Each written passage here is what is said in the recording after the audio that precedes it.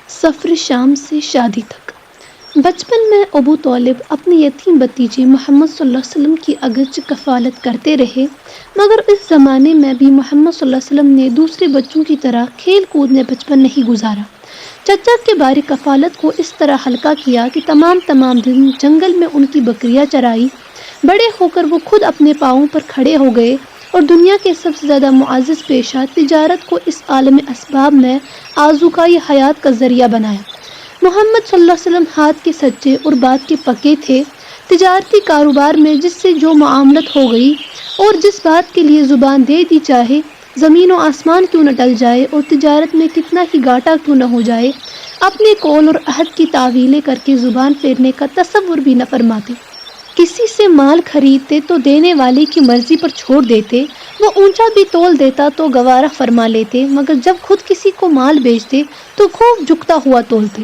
تاجروں میں آپ کی دیانت اور خوش معاملگی کے تذکرے ہوتے کہ تجارتی کاروبار میں دنیا ایک ایک پیسے کے لیے جان دیتی ہے۔ ہر شخص اپنے فائدے کے لیے غلط طریقے سے بھی کوششیں کرنے میں کوتاہی نہیں کرتا۔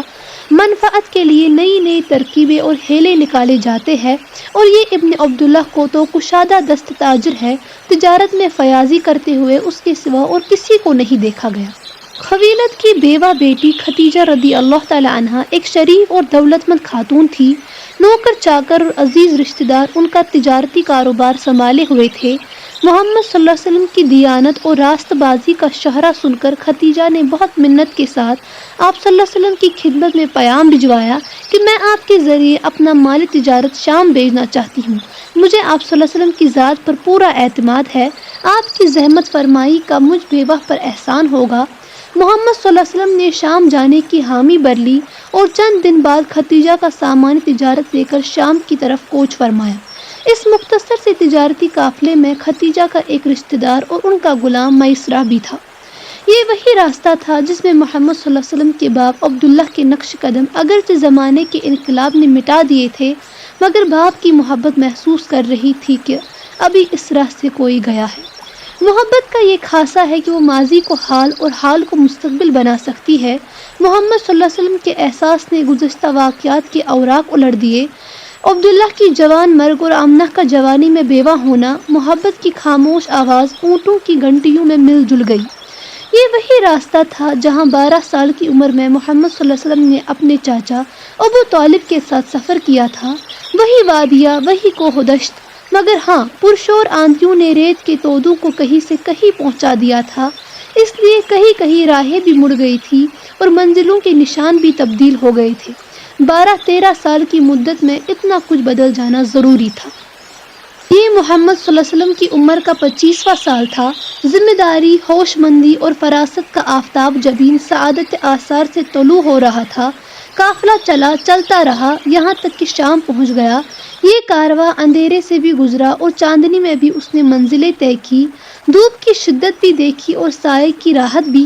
کہیں اتنا چٹیل میدان کہ دور دور تک کسی درخت کا نام و نشان نہیں، بس کہیں غبار آلود جھاڑیاں نظر آتی تھی، وہ بھی جھلسی ہوئی جیسے ان میں قوت نمو ہی نہیں ہے، اور کسی جگہ نخلستان کا سلسلہ دور تک چلا جاتا اور آس پاس لہلہاتے کھیت دکھائی دینے لگتے۔ ختیجہ بنت خالد کے رشتہ دار خزیمہ اور ان کے غلام میسرہ نے اس سفر میں بہت سی عجیب باتیں مشاہدہ کی۔ قدم قدم پر برکتوں کا نزول اور سعادتوں کا ظہور، ایسے واقعات اور آثار جو انہوں نے اس سے پہلے دیکھے نہ تھے۔ ان کی حیرتیں بڑھتی ہی چلی جاتی تھی، یہاں تک کہ ایک سوکھا پیڑ جس کے نیچے محمد صلی اللہ علیہ وسلم نے قیام فرمایا، دیکھتے ہی دیکھتے سرسبز ہو گیا۔ اسی مقام پر نستور نامی راہب رہتا تھا۔ اس نے کہا کہ پیشن گوئیوں اور مقدس بزرگوں کے اخبار کی روشنی میں اس حقیقت کے اظہار میں تعامل نہیں کر سکتا۔ مجھے بتایا گیا ہے کہ اس درخت کے نیچے ایک پیغمبر آ کر قیام کرے گا جس کی برکت سے سوکھی ڈالیاں ہری ہو جائے گی۔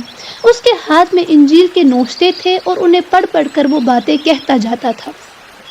ختیجہ رضی اللہ تعالی عنہا کے مال تجارت میں توقع سے زیادہ نفع ہوا اور محمد صلی اللہ علیہ وسلم نے تمام مال کی قیمت جوں کی توں ختیجہ کو دے دی۔ ختیجہ آپ کی دیانت اور راست بازی سے بہت متاثر ہوئی۔ وہ دیکھتی تھی کہ مکہ میں تجارتی کاروبار، لین دین، مول تول اور خرید و فروخت پر آئے دن جھگڑے ہوتے رہتے ہیں۔ ہر شخص دوسرے کا مال ناجائز طریقے سے غصب کرنے کی کوشش کرتا ہے۔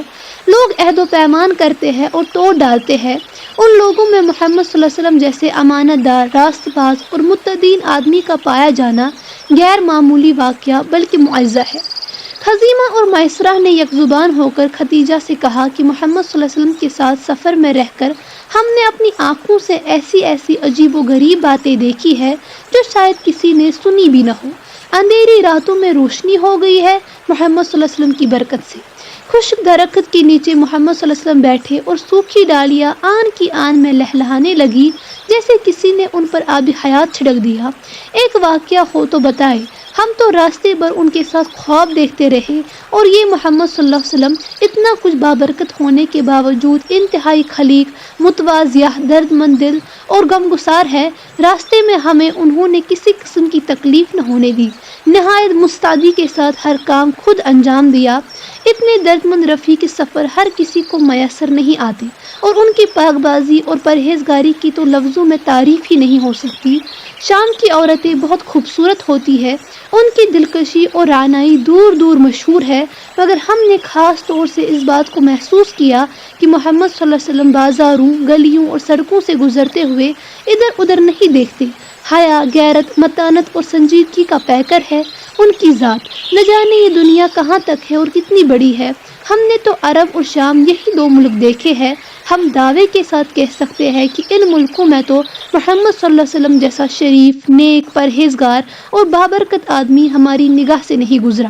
یہ عرب کے جاہل لوگ اپنی شاعری، بہادری اور نسب ناموں پر فخر کرتے کرتے مرے جاتے ہیں، حالانکہ ان کے لیے سب سے بڑا فخر محمد صلی اللہ علیہ وسلم قریشی الہاشمی کی ذات ہے۔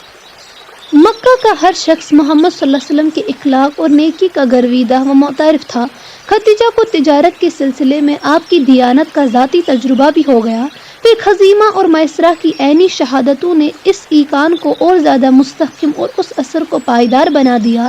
خدیجہ بیوہ تھی، ان کی دنیا ویران سی تھی، افسردہ اور غمگین تمنائیں، مرجھائے ہوئے احساسات۔ دل و دماغ نے ایک زبان ہو کر کہا کہ خدیجہ دیکھ، محمد صلی اللہ علیہ وسلم سے زیادہ شریف اور باعزت انسان پورے عرب میں نہیں مل سکتا۔ ان کے پاس پاکیزہ تمناؤں کا پیام بیج۔ مکہ میں نوجوانوں اور امیروں کی کمی نہیں ہے، لیکن تیری شرافت کا ان بد کرداروں کی زندگی سے کیا جوڑ؟ محمد صلی اللہ علیہ وسلم نے اگر تیرے پیام کو قبول کر لیا تو تیری تقدیر کا ستارہ چمک جائے گا۔ خدیجہ نے محمد صلی اللہ علیہ وسلم کی خدمت میں شادی کا پیغام بھیجا۔ آپ نے قبول فرما لیا۔ آپ اپنے چچا ابو طالب، حمزہ اور دوسرے عزیزوں کو ساتھ لے کر خدیجہ کے مکان پر پہنچے۔ وہاں پہلے سے اہتمام تھا اور خدیجہ کے عزیز و اقارب انتظار میں تھے۔ نکاح ہوا۔ ابو طالب نے خطبہ پڑھا۔ اس خطبے میں ابو طالب نے پہلے خدا کی حمد و ثنا بیان کی اور اس کے بعد کہا کہ سارے قریش میں محمد صلی اللہ علیہ وسلم کے پلے کا ایک آدمی نہیں ہے۔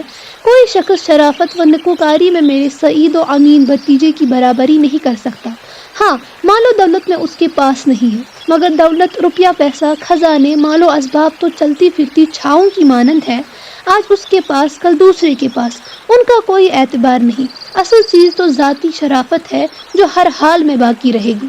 محمد صلی اللہ علیہ وسلم کی زندگی کا یہ بالکل نیا دور تھا۔ خدیجہ بہترین شریک زندگی ثابت ہوئی، نیک، فرما بردار، اطاعت گزار، شوہر کے دکھ سکھ کی شریک، ہر اعتبار سے ہم خیال۔ وہ کسی بات میں محمد صلی اللہ علیہ وسلم سے اختلاف ہی نہ کرتی۔ ان کی فطرت میں محبت اور وفا سموئی ہوئی تھی۔